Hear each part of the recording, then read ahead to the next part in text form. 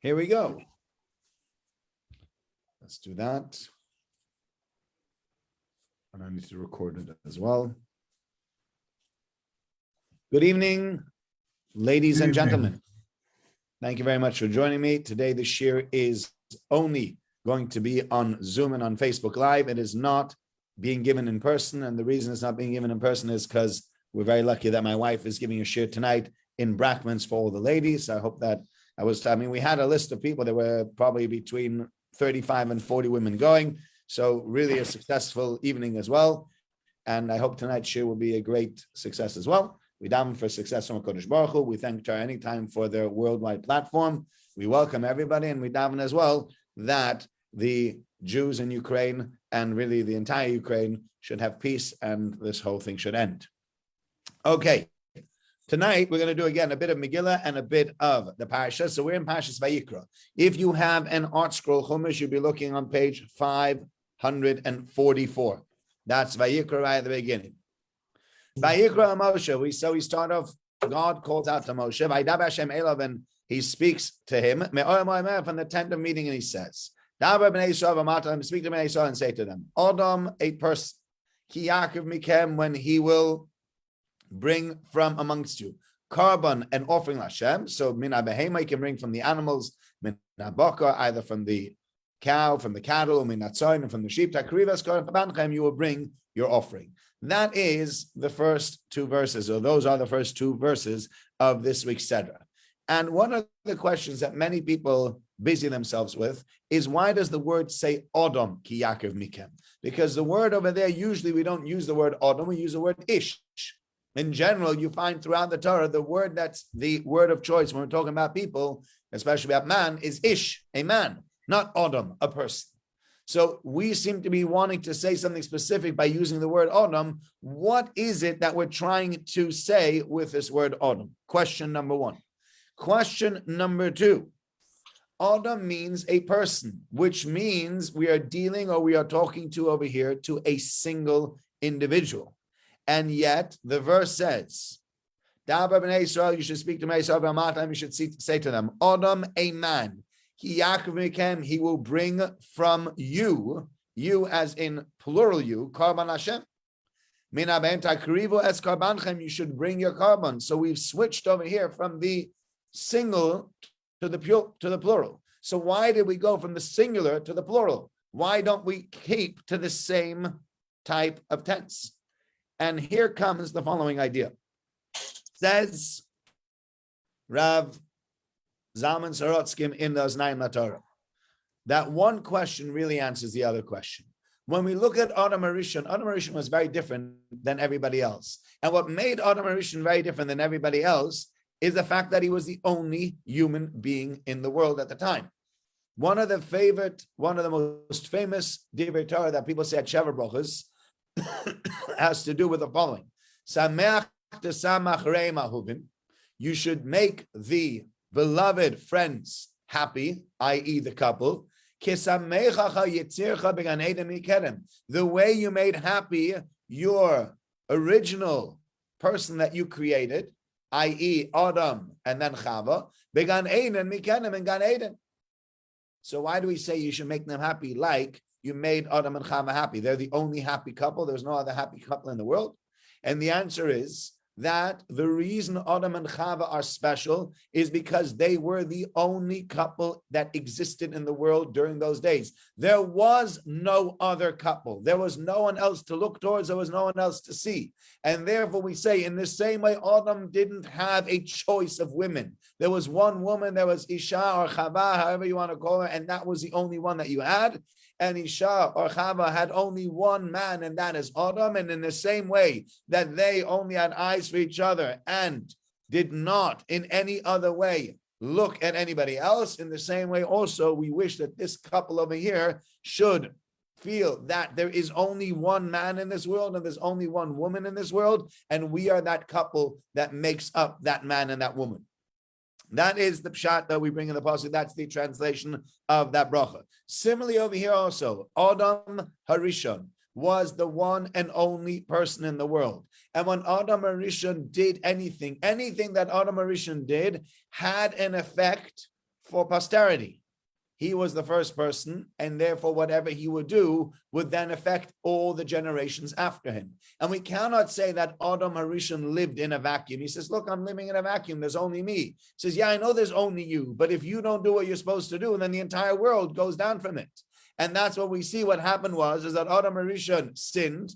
And with the sin of Adam HaRishon, what ends up happening is now that not only does Adam HaRishon go down the drain, the entire world goes down the drain.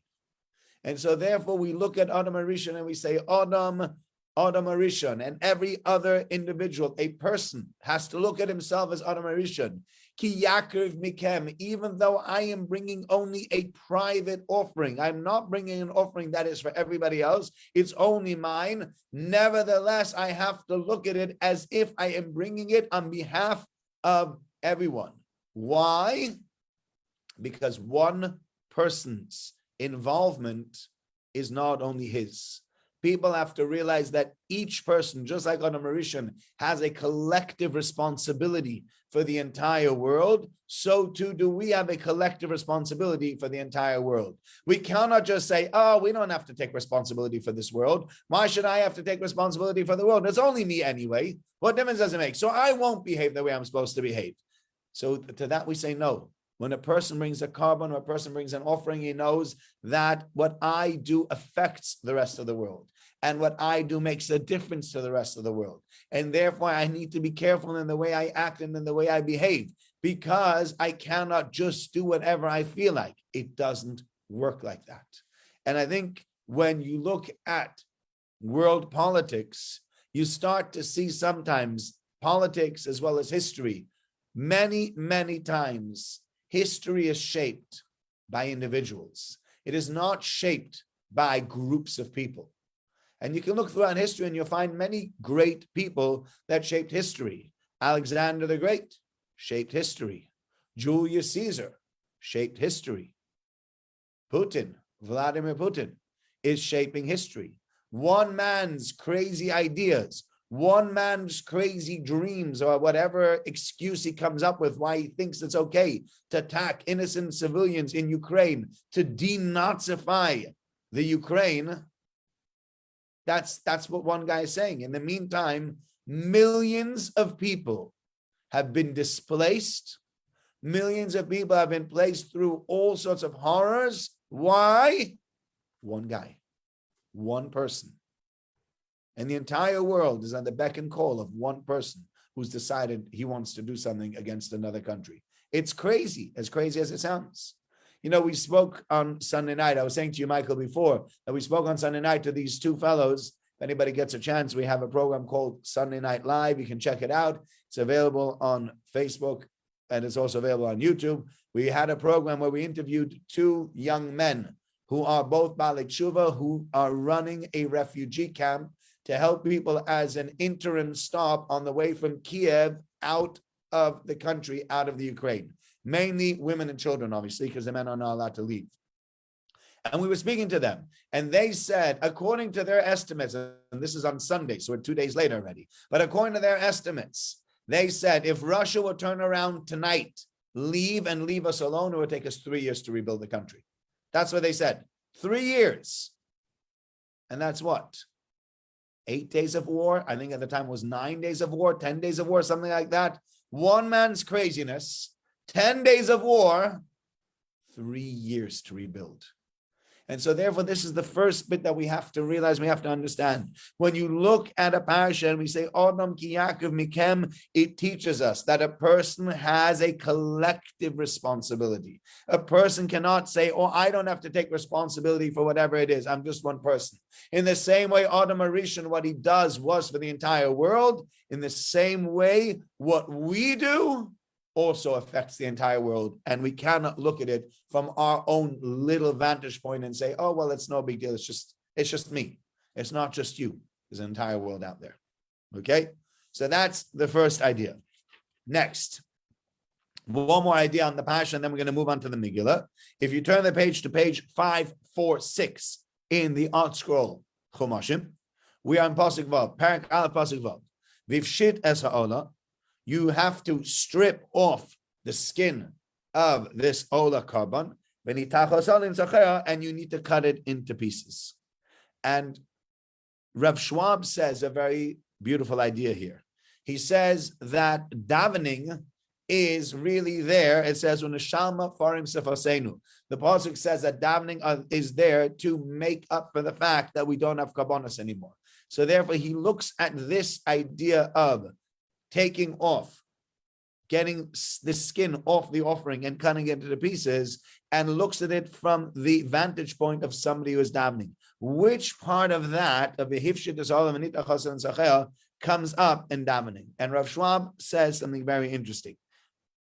He says, if you look in Shulchan Aruch, quoting actually, I think the Gemara, or not necessarily the Gemara, the Shulchan Aruch says that a person needs to, before he davens, needs to meditate. That's what the Gemara says. The Gemara says that Chasidim Rishonim, the originally pious people, what they used to do is they used to meditate for an hour before they davened, just to be able to get to the state of being able to focus on their davening and really focus on Hashem. So they had to do that. And the word over there that he uses in the Shulchan Aruch is that a person needs to meditate until he is mispashet. He sort of frees himself from the gashmas mehavla olam hazeh. He frees himself from what's going on in this world. When you're talking to Hashem, specifically when it comes to davening, everything else around you needs to sort of disappear. It's me and God. And that's why they used to spend all this time in meditation, getting ready for that, because it wasn't so simple. It wasn't so easy that you just, I get up and down. All right, now Shemona Esrei. You want to really shed this world and be able to focus and connect with HaKadosh Baruch Hu, you need to really focus before you start to daven. So that is hefshit. This is the skinning of the animal, and we skin ourselves, not literally, but figuratively, sorry, now I got the word right, when we get up to daven, in order to be able to get rid of all of the outside influences. And then when nitach osalin socher, you cut it into pieces, you need to cut yourself into pieces. Again, obviously not to be taken literally. None of us need to cut ourselves into pieces. But what it means is that a person needs to have a humility that comes cutting himself up, feeling now that I am before God, and God, I'm placing myself in front of you, and it's only up to you. It's only you can help me. It's only you can save me. And it's only you who can get me out of all these things. So that is this idea of a hifshit v'nitach, which I thought was also a very beautiful idea. And now we're going to move on to the Megillah. And I'd like to share with you a few ideas that I saw on the Megillah today. These are all new ideas that I haven't seen before. And I thought they were very beautiful ideas. So I'd like to share them with you. Actually, I'll share with you one more idea before we even get to that idea. I heard this week from Rabbi Moshe Meir Weiss in America, originally from Staten Island, now living in Lakewood. He gives shiurim, very beautiful shiurim, and he said, we make shachiyanu before we read the Megillah. Why do we make shachiyanu on reading the Megillah? Shachiyanu v'kiyamanu v'higiyanu lazman hazeh. Thanking God Baruch Hu for keeping us alive and bringing us to this time. And he said a very nice idea. People always live from one thing to the next. So when you come back from holiday, you say, but I'm going to go on holiday. And when you get on holiday, you say, Rosh Hashanah is coming. You're always thinking of the next time. People don't live in the moment so much. People keep on thinking about moments that aren't here rather than thinking about the life that they're living. So therefore, said Rabbi Weiss, when you come to Purim, don't think about, what's going to be tomorrow about the Suda, or what's going to be in 2 weeks' time. It's going to be Rosh Chodesh, it's almost Nisan, or in 4 weeks' time is Pesach. Stop thinking about what's going to be then. Be in the moment. Think about this moment. Think about today and be thankful for the moment that you've been given today rather than looking forward to another time. Because people always keep on looking towards another time and saying, well, now it's not great, but hopefully in the future it'll be better. And therefore we say on Purim night and anytime we come to Yom Tov, She'echiyanu, V'kiyamanu, V'higiyanu, Lazman Hazeh, who brought us to this time. Why? I'm not looking at any other time. I'm looking at this time right now, and that's the time that is going to be the time that's going to inspire me. Okay, we now move on with the following story. We're on page 1254 in the Art Scroll Chumashim, which is in the third parak, chapter 3 of Megillah Esther. And we read as follows.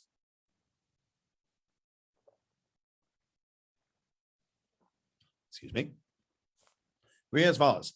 After these things, Gidal HaMelech Achashverosh, the king Achashverosh, made great Es Haman ben Hamdasa Agogi, Haman ben Hamdasa from the king of Agag, Vayanaseu, and he advanced him. Ayosem es Kiso, he placed his chair Mi'alka Sarmasheta above all of the other different people and different officers that were in front of him. That is what the pasuk says. And many people are sort of astonished at this idea. How does Haman, Adam Patrick's here. How does Haman get this great advancement over here? Because it's a very strange story. Let's go back and read the story again. We read that Esther becomes the queen. Then we read after Esther becomes the queen, we read in verse 21, by Yom in those days, and Mordechai was sitting at the gates of the king, and he overhears Bigsan and Zeresh speaking about the fact that they want to kill the king Achashverosh. And Mordechai finds out about it, and Mordechai tells Esther Amalka, and Esther tells the king in the name of Mordechai. And they find out, they look into this matter, and they find out that it's true, and then they hang the two of them. They got hanged on the tree, Bigsan and Zeresh, and it was written down in the king's book of Chronicles. And at this point, we expect one thing and one thing only. Who is the next person that should deserve to become the next great person in the kingdom? Who deserves an advancement? Who deserves to get this great covet? You know who? Haman.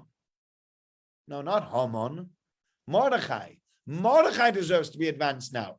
Have you ever heard such a thing? That Mordechai saves the king's life, and Haman gets moved forward. Why should Haman get moved forward?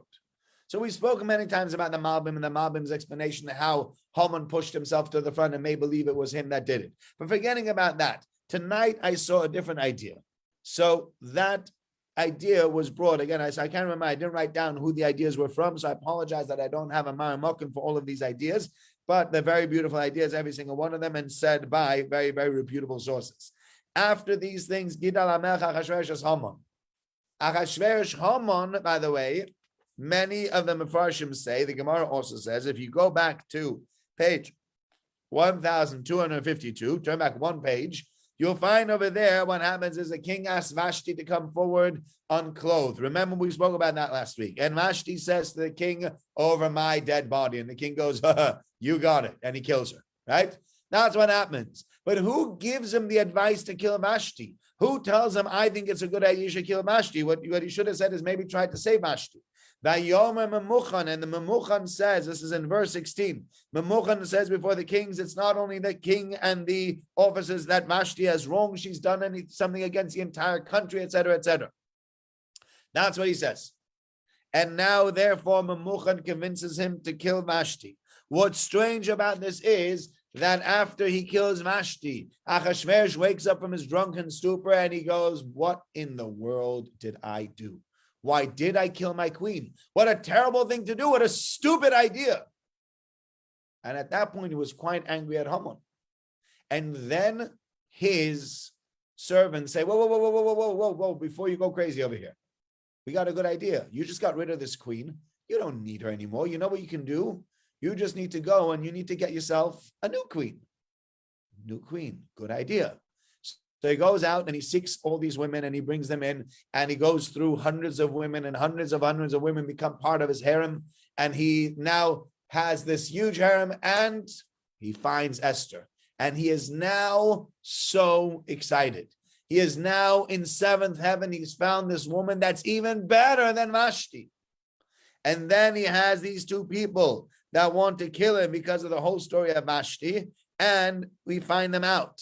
And now what happens is Achashverosh looks back at the entire story and he says, wow, look at that. It all worked out for the best, but it could have worked out really, really badly and it didn't. So why did it work out so well? What happened? How does this go? It's Haman. Haman, in hindsight, had a brilliant idea. You know what his brilliant idea was? Kill Vashti. So at the time, I was like, but that's a stupid idea. Why would you kill the queen? But if you end up with a better queen instead of Vashti, you get rid of that witch and you end up with somebody like Esther, it was well worth it. So in hindsight, Haman was right. So that even though he was fuming at Haman right at the start, now he looks back at the entire story and he goes, wait, this worked out really, really well. Actually, Haman's advice was excellent. And that's why Achashverosh takes Haman now and makes Haman in charge. And I believe that this happens many times in our lives where at the time we are very frustrated with something that happens. We look at a situation and we say, I don't understand why this happened. I don't understand how this happened. It doesn't make any sense. Can you please explain this to me? Yes, that's what it looks like sometimes. But then you wait a week. Sometimes you have to wait a month or a year. And you look back at everything that's happened and you say to yourself, wait, actually, this was the best thing that could happen to us. This was min hashamayim. It was God sent. And you realize that this was actually a great favor that God did for you. Or I remember there were times that I had advice either from the executive, from my parents, from other people, and I really didn't like the advice, or I really didn't like what they were asking me to do, and I did it anyway. And in hindsight, then I said to myself, I remember coming back, whatever it was, from a certain assignment that they had asked me to take care of, and I did it, and I came back, and I called them back, and I said, listen, I want you to know you guys were right and I was wrong. You're right. Originally, I was very frustrated.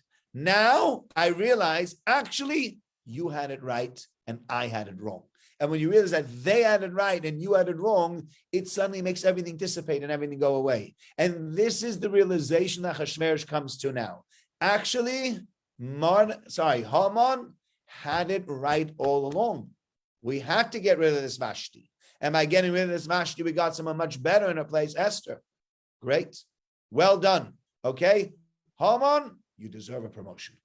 Okay? That's the first point. The next point is as follows. This is a point that really spoke to me.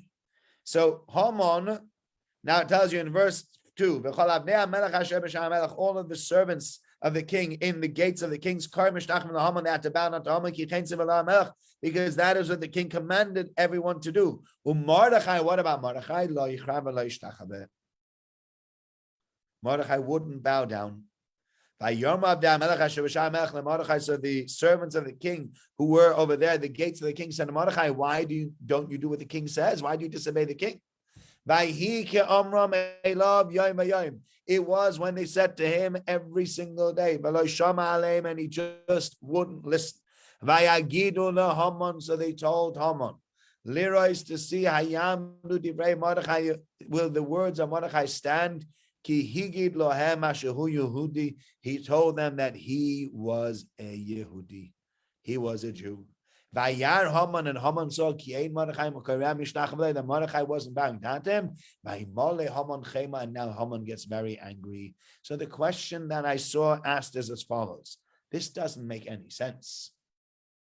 What happened over here? Only now do we see Vayar Haman. Why does it wait so far into the story to say that Haman saw that Mordechai didn't bow down to him and Haman got angry? It should have said it right at the beginning. It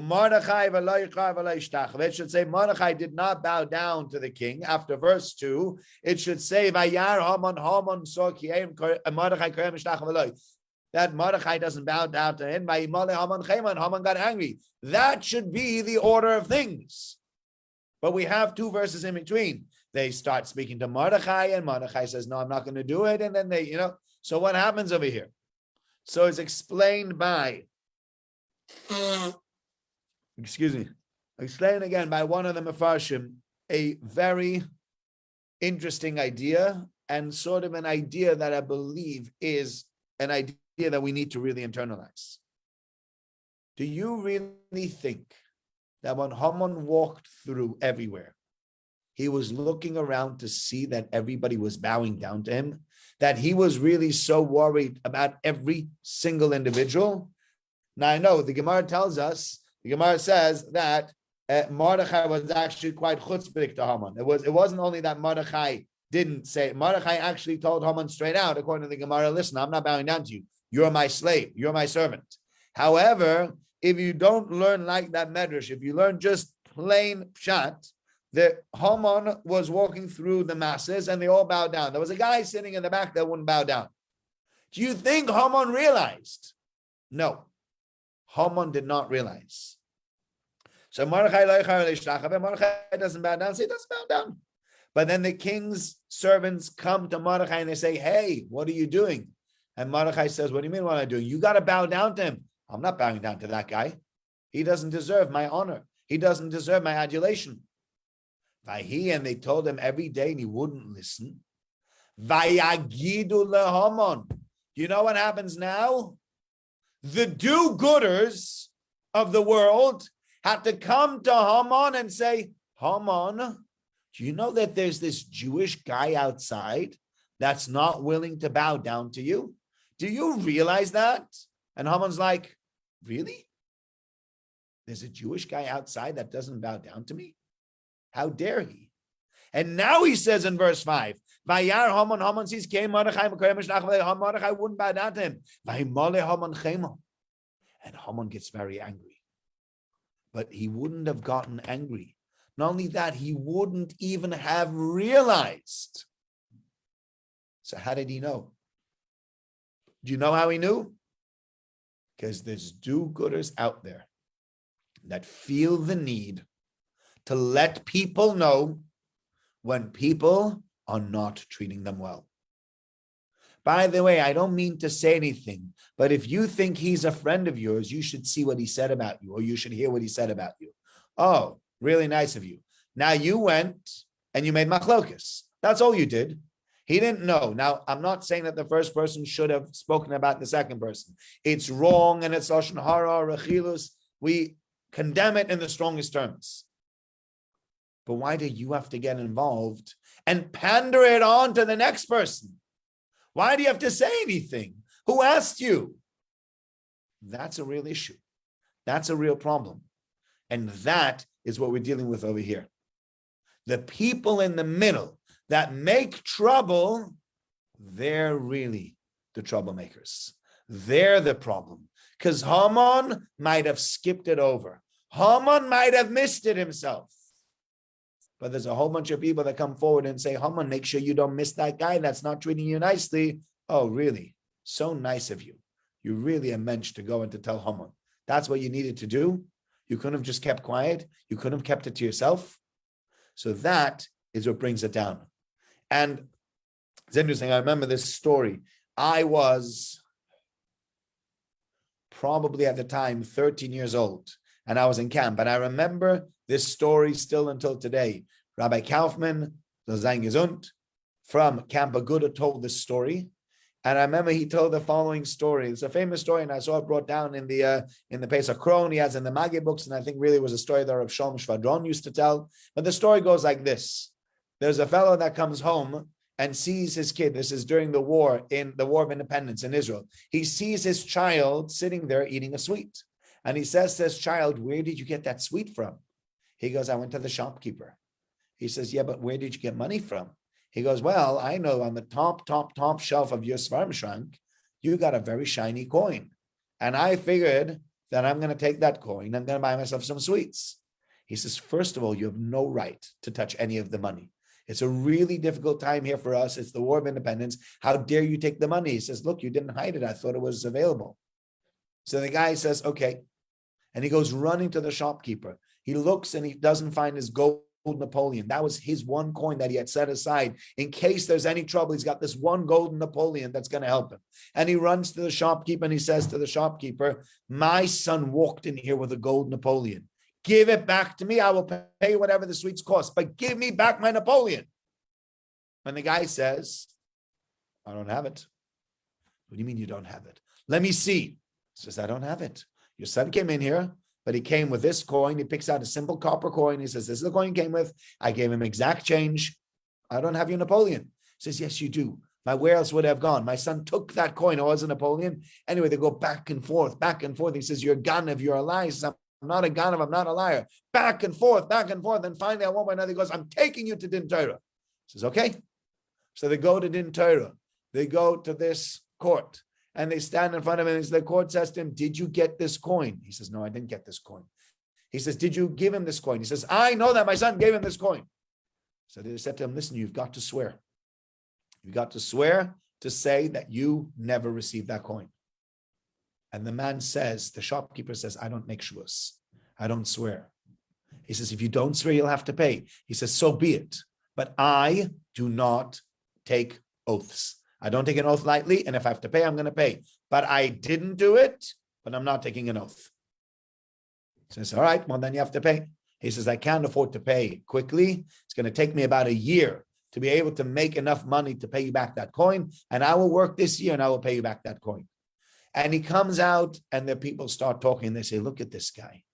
If he was innocent, what do you think he would have done? He would have sworn. Any normal person who's innocent would have sworn and not have to pay for gold Napoleon.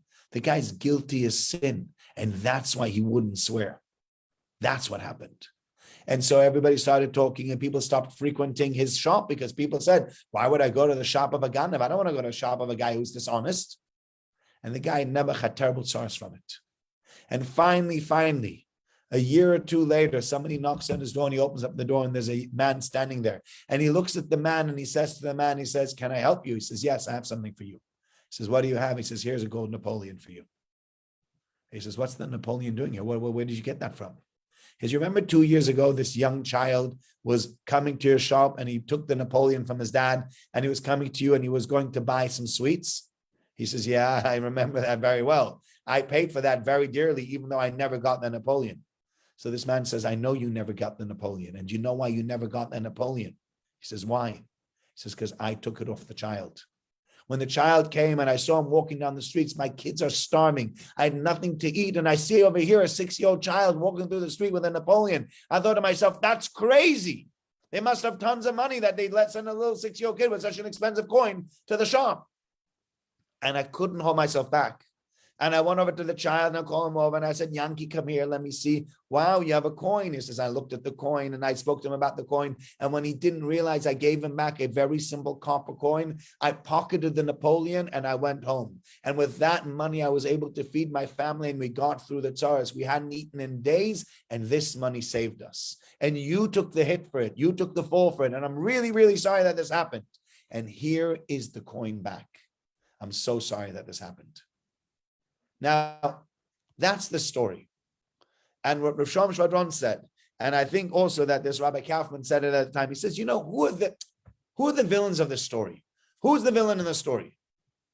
The fellow who asked for his Napoleon back, he's not a villain. He had a coin. It got taken away from him. His son said, I went to the shop with it. I bought stuff. He gave me some change. The guy must have stolen my coin. I can't afford for him to steal my coin. What's this all about? Why are you lying to me? So the fellow who had the coin originally, he's not the ganav. He says, all right, you know what? He might not be the ganav. But then maybe the shopkeeper is the ganav. Shopkeeper certainly is not a ganav. The shopkeeper only got a copper coin and he gave exact change for that copper coin. He did what he was supposed to do. And in the end of the day, you know what ended up happening is somebody else duped him. But there's nothing wrong with what the shopkeeper did. The Rav, who said that the shopkeeper must pay, the Rav said what the halacha is. The halacha was either you swear or you pay back the money. You weren't willing to do either. Sorry. Then you lose. So it wasn't the Rav's fault either. The fellow who stole the money off the young child, his family hadn't eaten in 2 or 3 days. He was desperate. So is he innocent? He's not innocent. Is he the very guilty party over here? He's not the very guilty party over here also, because he was just trying to save his family. And so he did something he shouldn't have done, but he did it because he tried to save his family. You know who the people are that really deserve petch? Who are the people, the evil people in that story? All the people that started talking about that shopkeeper as soon as he walked outside of that shop. As he walked out of the Bezdin, and the Bezdin says, you need to swear. And he says, I'm an honest man and I never take an oath and I'm not taking this oath either. Well, if you don't take an oath, then you'll have to pay. Then so be it, then I'll pay. And everybody says, this guy isn't honest. This guy's a liar. This guy's a ganav. And that's why he's not willing to take an oath. Do you know who ruined the whole story? You know who made the whole thing go down the drain? All the do-gooders who had to open up their mouth and speak Lashon Hara. They're the ones that ruined the whole thing. And if they hadn't been around, they would have found a way around it. This guy's reputation wouldn't have been ruined forever. Maybe he would have still had his shop. But no, you had to say something. You had to speak. You had to let other people know, this is what I think. And with that, create machlokes. And that's what happened over here with Haman as well. Haman might have never realized. He's too big to look at the lowly people that are bowing down to him. He walks through and sees everybody falling on the ground. He wouldn't have noticed that Jew that's sitting in the back that's not bowing down. But somebody had to come and tap him on the shoulder, go, hey, Haman, did you see that guy over there? He ain't bowing down to you. And not only that, we spoke to him and he says, I'm not willing to bow down to another human being. Look at that chutzpah. That's the person that deserved the bench. That's the person that ruined everything for everybody else. That's the person that made a horrible mistake. And that's the one that put Mordechai in the firing line. And you need to learn, do not be the person that is as known in halacha as the rochel, the one that panders bad words from one person to another, the one that makes bad blood happen because you have to say to other people, oh, by the way, did you hear what so-and-so said about you? And did you hear what so-and-so wanted to do to you? And did you hear about this story and that story? And other people would have never known, but you had to tell them. So then you're the evil person over here. The other person's not innocent. But if the guy would have never known, he would have never known. So fine. There's been plenty of times we've said things about other people. It stayed with us, or it stayed with us and our spouses, and that was the end of it.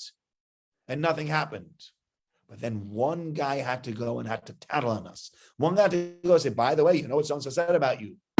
He's making machlokes. He's the one that's making all these arguments and all the fights in Klal Yisrael. And the whole story of Haman and Mordechai happens because of a few people who couldn't keep their mouth shut. Haman would have never known, but these guys had to say it anyway. And that's a tremendous lesson. To learn, do not be the one that creates the machlokes. There's enough machlokes out there, enough arguments, enough people that don't get on. You don't have to stoke the flames. You don't have to add fuel to the flames. You know, if somebody's angry, let them be angry. But why do you have to be the reason that that person's going to be angry? Don't do that. Make sure that doesn't happen, and you're not the cause of it. Okay? So that's the ideas that I wanted to share with you today. Thank you so much again for joining me. For those who joined on Facebook Live, for those who joined on Zoom, if anyone on Torah anytime, if you want to get in touch, it's davideisenberg@gmail.com, and I look forward to Mitzvah Shem to speaking to you again next week. Thank you very much. Thank you. Yeah.